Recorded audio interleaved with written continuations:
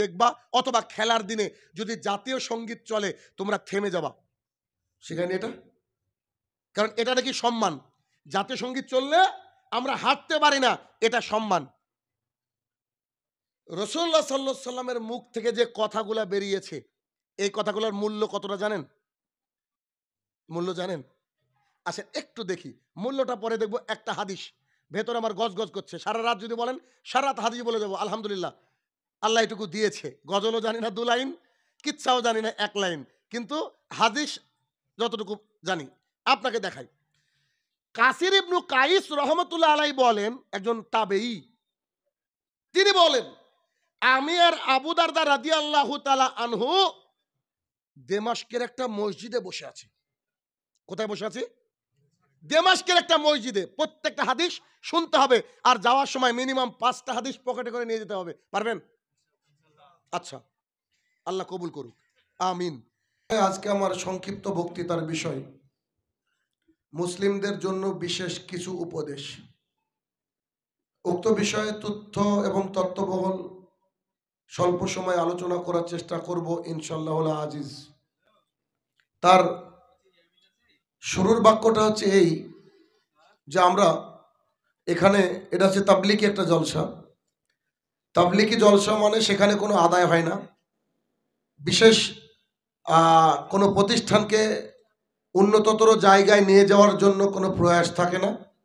শুধুমাত্র মানুষের মাঝে ইলম চর্চার জন্য, কোরআন এবং সুন্নাহ শোনানোর জন্য, শেখার জন্য এই তাবলিগি জালসার আয়োজন করা থাকে, মানুষ করে। তো বিষয় হচ্ছে আমরা এখানে উপস্থিত হয়েছি সবাই, সবার উদ্দেশ্য একটা, আমরা কোরআন এবং সুন্নাহ জানব,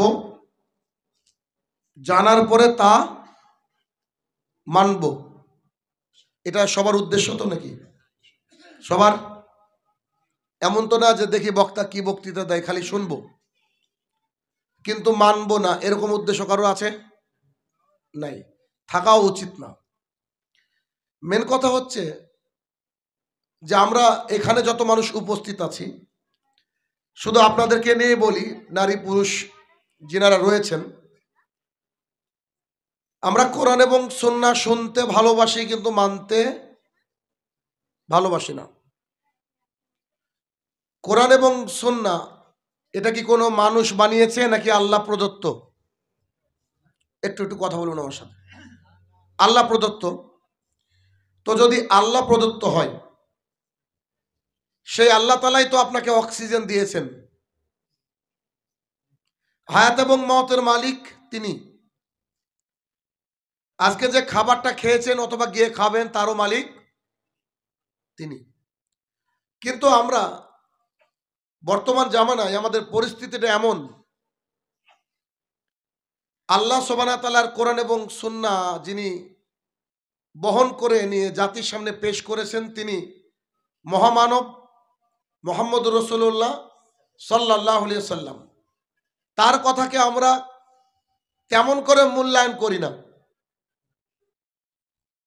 ঠিক যেমন করে সিগারেটের গায়ে লেখা থাকে প্যাকেটের উপরে যে টোবাকো কজেস ক্যান্সার, তামাক সেবনের কারণে মানুষের ক্যান্সার হয়, ওইটা দেখার পরও লাখো মানুষ সিগারেট খায়, মিলিয়ন মানুষ সিগারেট খায়, বিড়ি খায়, ছাড়তে পারে না, ছাড়ে না। যেমন ওরা মূল্যায়ন করে না যে ওখানে লেখা আছে ক্যান্সার, এটা খেলে ক্যান্সার হবে, আর ও আবার 100 টাকা প্যাকেট কিনে খাচ্ছে না, বলছে হো দেখি। তাই হচ্ছে না বিষয়টা? ঠিক তেমনি ওই লেখাটাকে যেমন করে মূল্যায়ন করে না যারা বিড়িখোর, সিগারেটখোর, গুলখোর, জর্দাখোর, ঠিক তেমন করে আমরাও কোরআন এবং সুন্নাহকে মূল্যায়ন করা জানি না। ইমাম শাফি নাম শুনেছেন রহমতুল্লাহ আলাইহি? ইমাম শাফি রহমতুল্লাহ আলাইহি বলছেন, আল্লাহ সুবহানাহু ওয়া তাআলা সমগ্র কোরআন নাজিলের দরকারি হতো না যদি আল্লাহ তাআলা সূরা আল আসর নাজিল করতেন, 103 নম্বর সূরা। এই সূরাটা সবাই জানেন, আপনারা সবাই জানেন, ওয়াল আস ইন্নাল ইনসানা লাফি খুস, এটা জানেন না সবাই? সবারই মুখস্থ আছে। মাত্র 2-3টি ওয়ার্ড দিয়ে একটা সেন্টেন্স, 2-3টি সেন্টেন্স বানিয়ে, যে ছোট্ট সূরা, তিনি বলছেন সমগ্র মানব জাতির হেদায়েতের জন্য কোরআনের প্রয়োজন ছিল না, এই 3 লাইনের ছোট্ট সূরাটা যথেষ্ট। অথচ 114টা সূরা সম্বলিত কোরআন, এখানে এমন কেউ নাই যে তার বাড়িতে নাই, ঠিক না? কিন্তু আজকে আমাদের চরিত্র, ক্যারেক্টার পরিবর্তন হয়েছে। কোরআন কোরআনের জায়গা আছে, আর আমরা আমাদের গতিতে চলছি। তো এর পেছনে কারণ কি? এর পেছনে কারণটা কি? এইগুলো আমাদেরকে অনুধাবন করতে হবে। এত জলসা এর আগে তো হতো না, এত সেমিনার এর আগে হতো না, এত তাবলীগি জলসা এর আগে হতো না। এখন এত জলসা, ইউটিউবে জলসা, ফেসবুকে জলসা, সোশ্যাল মিডিয়া জলসা, আপনি আমি শুনি, প্রতিদিন করি। এত জলসার পরে সমাজ কেন পরিবর্তন হচ্ছে না? পেছনে কারণ কি? এগুলো তো খুঁজতে হবে। শুধু ওষুধ আমি দিয়ে গেলাম, রোগটাকে ডায়াগনোস করলাম না, যে ও কোন রোগের ওষুধ ওর দরকার, এটাকে না জেনে আমি যদি ওষুধ দিতেই থাকি, রোগ কমবে কি? কমবে না। তো আমাদের মাঝে যে রোগগুলো রয়েছে, ওই রোগগুলো আমাদেরকে আগে চিনতে হবে, তারপরে ওষুধ অ্যাপ্লাই করতে হবে, সমাজ পরিবর্তন হবে। তার আগে হবে না। কেননা কোরআন এবং সুন্নাহ, এটা মানুষ, আবারও বলছি, শুনতে ভালোবাসে, সম্মান করে, শ্রদ্ধা করে, কিন্তু মানে না। কিন্তু মানে না। এর পেছনে কারণ কি? এর পেছনে কারণ হচ্ছে আমরা মারা যাওয়ার পরের জগৎ সম্পর্কে গাফেল। এইটাই হচ্ছে মূল কারণ। এইখানে যদি একটা সিসিটিভি লাগানো থাকে, 10 টাকা দাম এই পানির বোতলটা, এই পানির বোতলটা কেউ হাত লাগাবে না। কেন? গেটে লেখা রয়েছে, এখান থেকে কোনো জিনিস চুরি করলে বাইরে যাওয়ার সময় চেক আপ হয়ে গেলে তাকে অপমান করা হবে, শুধু এটুকু লেখা আছে। আপনার এই তো লালবাগের পাশের মানুষ, আপনারা নবাবের প্যালেস, ওখানে চলে যান, ওখানে ভেতরে লেখা রয়েছে কোনো কিছুতে হাত দেবেন না, আছে না? কেউ হাত দেয় না। কেন? হাত দেওয়ার আগে দেখছে উপরে একটা কি যেন তাকিয়ে আছে, দ্যাটস কল সিসিটিভি। ওখানে ঢোকা মাত্র লিখছে you are under CCTV surveillance. ওখানে লিখছে আপনি সিসিটিভির নজরাধীন রয়েছেন, আওতায় রয়েছেন। সামান্য দুনিয়ার একটা সিসিটিভি দেখে আমরা ভয়ে ওটাকে হাত দিই না, কিন্তু আমাদের সমাজের অধিকাংশ মানুষই কোরআন হয়তো কিছুটা সময় শুনলে তারপরে কোরআনটাকে মূল্যায়ন করে না। এর পেছনে কারণ কি জানেন? এর পেছনে কারণ হচ্ছে যে আমাদের অন্তরটা প্যারালাইজ হয়ে গেছে, প্যারালাইসিস। কেন? মক্কার বুকে যখন দেখেন যে তারাবি পড়াচ্ছে, ফজরের নামাজ পড়াচ্ছে, খেয়াল করেছেন কি? কেউ যখন দেখেছেন, দেখবেন পেছনে মানুষগুলো খুব কাঁদছে, দাঁড়িয়ে কিরাত শুনছে, কাঁদছে। যিনি নামাজ পড়াচ্ছেন তিনিও কাঁদছেন। এ দৃশ্য দেখেছেন কি দেখেননি?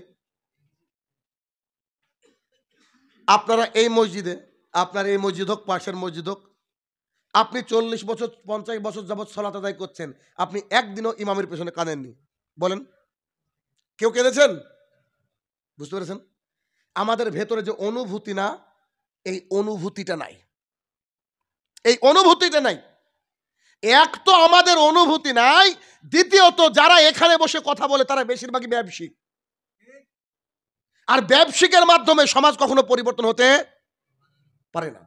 তার তো টার্গেট টাকা, তার মূল টার্গেট টাকা। সে এসে ব্যবসায় লস যাতে না লাগে সে ব্যবস্থা করবে, কিন্তু সমাজ পরিবর্তন হচ্ছে না। কেন? কারণ আপনার মুখের কথাটা সমাজে তখনই লাগবে যদি ওই আমলটা আপনি করে জাতির সামনে বক্তৃতা দেন। আপনি বছরে 150-200 জালসা করছেন, এই 150-200 জালসার মধ্যে আপনি 10 দিনও ফজরে অ্যাটেন্ড হতে পারেননি, আপনি নাকি মৌলবি। এ দিয়ে তো সমাজ পরিবর্তন হবে না। তাহলে কি? আমাদের সমাজে অনেক রোগ আছে ভাই, প্রচুর রোগ। এই উপলব্ধিহীন একটা সমাজ, প্যারালাইসিস হলে ডাক্তারের কাছে নিয়ে গেলে ওই জায়গাটাকে খুঁচিয়ে দেখে, ওই নেল দিয়ে, ওই যে নিডেল দিয়ে, সুচ দিয়ে, আর ডাক্তার বলে বুঝতে পারছেন তো কই না তো, ও তার মানে প্যারালাইসিস, তার মানে প্যারালাইসিস। এখন আপনি আমাকে বলেন তো, এখানে যতজন মানুষ উপস্থিত রয়েছেন, কেউ কি মাথার সমস্যার রোগী আছেন? আছেন কি কেউ? পাগল টাগল এরকম কেউ আছেন? কেউ নাই তো? আচ্ছা, যদি কেউ না থাকে, আমার একটা প্রশ্নের উত্তর দিয়ে সামনের দিকে আলোচনা করব আমি। সামনে দেখেন, দেখেন, সেটা হচ্ছে মহিলারা উপরে আছে নাকি? মা বোনদেরকে বলবো একটু আস্তে, আস্তে নয়, কথাই বলবেন আপনারা। মা বোনদেরকে বলবো আপনারা কথাই বলবেন না। আমি কোনোদিন এই কথা বলিনি, আজকে বললাম। কারণ আমার নাম শুনলে তো কথা বলেন, এটা আমি জানি। হয়তো ওইনারা জানেন না। গালি দিতে বাধ্য করিয়েন না, কথা বলবেন না। আচ্ছা, বিষয় হচ্ছে, তারপরে একজন গিয়ে বলে আসেন তো মেয়েদেরকে, মানে ওদের কানে ঢোকে না কোনো কথা। এই জন্য বেশিরভাগ ওরা জাহান্নামী। আমি বলছি না, বলছেন মোহাম্মদ রাসূলুল্লাহ সাল্লাল্লাহু আলাইহি সাল্লাম। তো একটা জিনিস দেখেন, এইখানে এমন কোন ছেলে, এই আমার সামনে এমন কোন ছেলে, এমন কোন পুরুষ আছেন কি যে তার মায়ের সাথে জেনা করতে ভালোবাসবেন? আছেন? শুরুতে বলেছি যে মাথার সিট খারাপ হয়ে গেছে, মাথা খারাপ হয়ে গেছে, এমন মানুষ তো এখানে নাই। আমি এমন একটা প্রশ্ন করলাম, প্রশ্নটা শুনতে খারাপ লাগছে না? কথা বলেন আমার সাথে। শুনতে খারাপ লাগছে না? ছি ছি ছি, কি প্রশ্ন করে? মায়ের সাথে জেনা করবে এমন একটা লোক, এই গ্রামটার নাম কি? সন্দীপুর। একটা লোক কি সন্দীপুরে আছে? মুসলমান তো ছাড়েনি, হিন্দু আছে? কোন হিন্দু আছে তার মার সাথে জেনা করবে? আছে? নাই। অথচ আমার সামনে বহু মানুষ বসে আছেন, ও ওর মায়ের সাথে প্রতিদিন জেনা করে। যার বাড়িতে বন্ধন আছে, যার বাড়িতে এলআইসি আছে, যার বাড়িতে গ্রুপ লোন আছে, ওরা ওর মার সাথে জেনা করে। আপনি জেনা করেন যে? আপনাকে বলছি, বলেন দেখি আপনার প্যারালাইসিস হয়েছে কিনা এবার অন্তরে। এবার দেখেন আমি খোঁচা মারলাম, দেখেন লাগছে কিনা। যদি মনে, আরে এত বড় কথা বললেন, অসম্ভব, এখনই গিয়ে বন্ধনে বইটাকে ছিড়বো, তাহলে ভাববো আপনি সুস্থ, আর নইলে আমি ভাববো আপনি প্যারালাইজড। অসম্ভব, নইলে আপনার অন্তর কাজ করছে না, অন্তরকে এখন ট্রিটমেন্ট করতে হবে। জি, শাহিনুর রহমানের বাড়িতে নাই, নিশ্চিত থাকেন, গিয়ে তদন্ত করতে পারেন। কারণ আমি আমার মায়ের সাথে জেনা করার কথাটা বলতেও আমার ঘৃণা লাগে। তবে আমি বলছি না, মুহাম্মদ সাল্লাল্লাহু আলাইহি ওয়াসাল্লাম বলছেন, হাদিস আবু দাউদ, রাসূলুল্লাহ সাল্লাল্লাহু আলাইহি ওয়াসাল্লাম বলছেন ১ টাকা সুদ খেলে ৭০টা পাপ হয়। সবচেয়ে নিচের পাপ হচ্ছে নিজের মায়ের সাথে জেনা করা সমতুল্য পাপ। আমরা we are all paralysed here. আমরা সব প্যারালাইজড হয়ে গেছি, আমাদের অন্তর কোনো কাজ করে না। বক্তৃতা দিতে তো ভয় লাগে। কোথাও একটা বক্তৃতা দিচ্ছিলাম, সুদের উপরে একজন মরে গেল বক্তৃতা শুনতে শুনতে। লে বাবা, আল্লাহ কি জেলেই ঢুকায় নাকি? যাক, বাঁচিয়ে দিয়েছে আল্লাহ সুবহানাহু ওয়া তাআলা। কথা শুনলে তো কষ্ট হবে, কথা শুনলে কষ্ট হবে। কেন? পৃথিবীর সবচেয়ে ভালো মানুষের নাম হচ্ছে মোহাম্মদ রাসূলুল্লাহ সাল্লাল্লাহু আলাইহি সাল্লাম। মোহাম্মদ সাল্লাল্লাহু আলাইহি সাল্লাম পৃথিবীর সবচেয়ে ভালো মানুষ, অথচ তার এলাকাবাসী তাকে তাড়িয়ে দিয়েছে। কিভাবে তাড়িয়ে দিয়েছে? ধরতে পারলে মেরে ফেলবে, অথচ আপনার ইমামকে আপনি তেল দিয়ে রাখেন। আমরা তো বক্তৃতা করতে যাই, ভয় লাগে তো, কে কোথায় মারবে কিনা আল্লাহ জানে, কে কোথায় রেডি আছে কিনা। কেন? আমরা দিন রাত কথা বলি। আজকে বলেছি ফুরফুরা শরীফকে ভেঙে ফেলতে হবে, আজকে বলেছি যে মাজার ভেঙে ফেলতে হবে, ল্যাংটা বাবা, গাজা বাবা, খাজা বাবা, কিচ্ছু চলবে না, সব ভেঙে ফেলতে হবে। তা আব্বাস সিদ্দিকে পেলে চুমু খাবে আমাকে। কারণ হক কথা বলার লোকের খুব ক্রাইসিস আছে। আর বললাম না, এটা একটা ব্যবসার জায়গা, আপনার হয়তো খারাপ লাগতে পারে। এই জন্য শাহিনুর রহমানের নাম যে কোনো বক্তার সামনে করবেন, 80% বক্তা আমাকে গাল দেয়, শুরুতে গাল দেয়। কেন? ওই যে কন্ট্রাক্টের বিরুদ্ধে বলি। তোমার দ্বারা কি পরিবর্তন হবে? তুমি 18,000 টাকা নিচ্ছ আগের দিনে ফোন পেতে, আবার তুমি জর্দা খেয়ে স্টেজে উঠছো। তোমার দ্বারা তো সমাজ পরিবর্তন হবে না। আমরা হচ্ছে কি হয়েছি? উপলব্ধিহীন মানুষ হয়ে গেছি। এই জন্য আমাদের ভেতরে উপলব্ধি আনতে হবে। কেমন উপলব্ধি?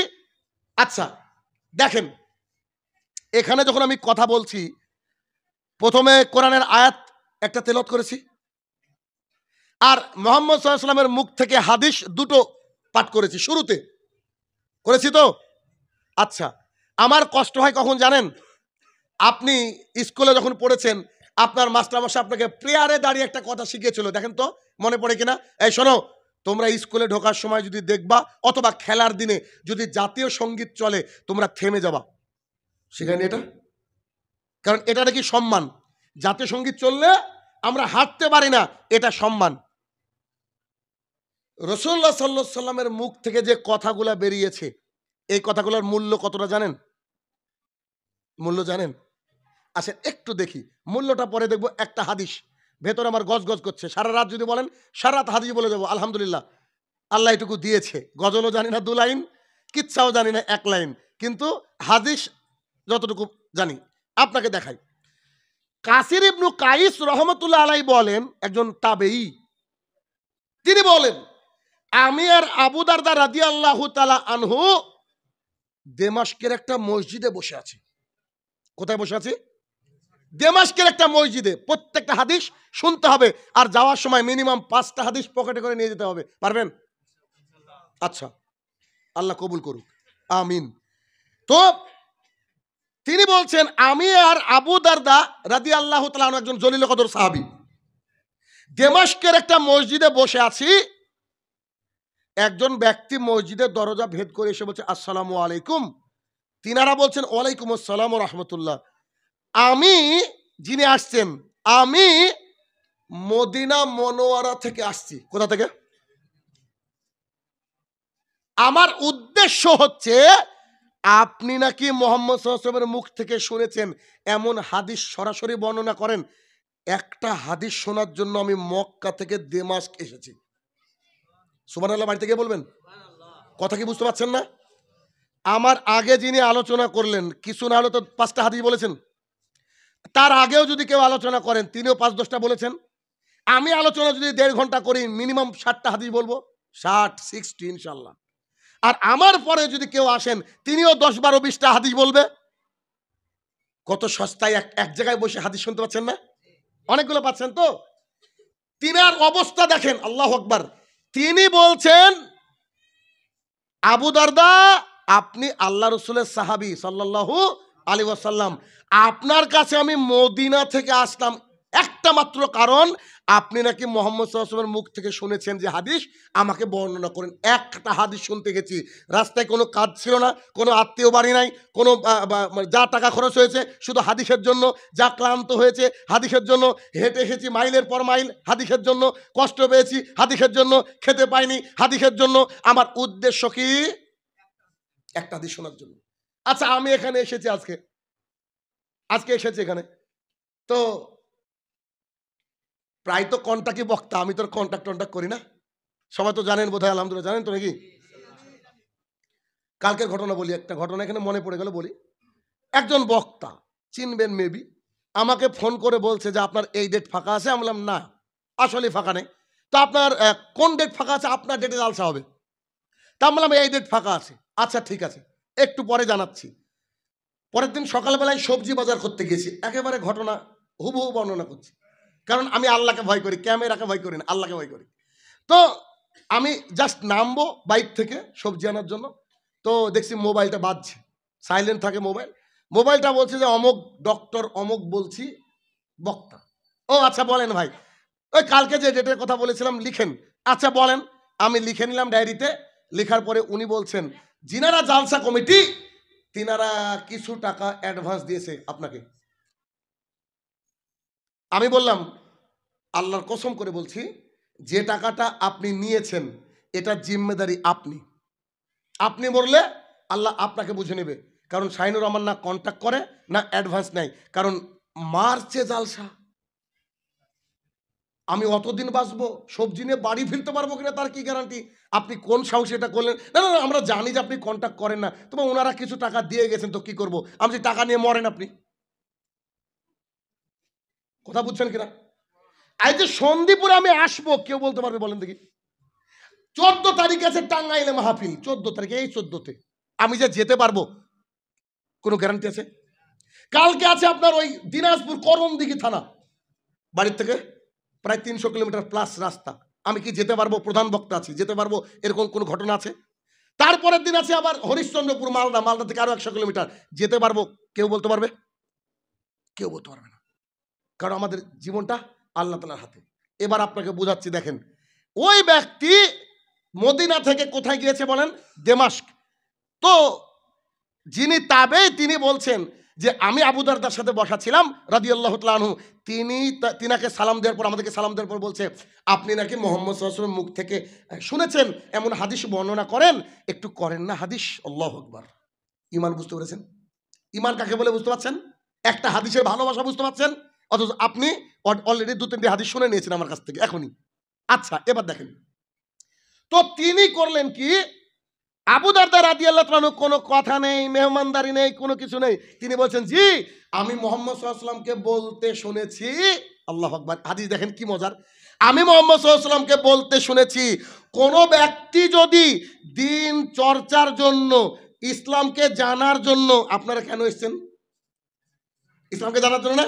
দেখেন, কোন ব্যক্তি যদি দিন চর্চার জন্য, ইসলামকে জানার জন্য কোন রাস্তা তৈরি করে নেয়, একটু বুঝাই, রাস্তা তৈরি করে নেয় মানে, আজকে যতজন মানুষ এসেছেন এখানে, আগামীকালকে আসবেন কেউ?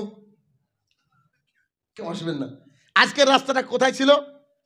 ওই বহরমপুরে গিয়ে একটু কাজ ছিল, অনেকে ছিল কিনা, ওই চায়ের দোকানে একটু কাজ ছিল, আচ্ছা ওই বন্ধুদের সাথে একটু আড্ডা ছিল, ওই অমুক অফিসে একটু বসতে হবে, কাজ ছিল কিনা। আচ্ছা, এই কাজগুলাকে রফা দফা করে কোথায় এসেছেন? দিনে আলোচনা শুনতে। তাহলে আপনাদের রাস্তাটা পরিবর্তন করেছেন না করেননি? কথা কি বোঝাতে পারছেন? আমি যতক্ষণ না হাদিস বোঝাতে পারি অতক্ষণ কথা বলি, মানে আপনাকে বুঝিয়ে ছাড়বো আমি।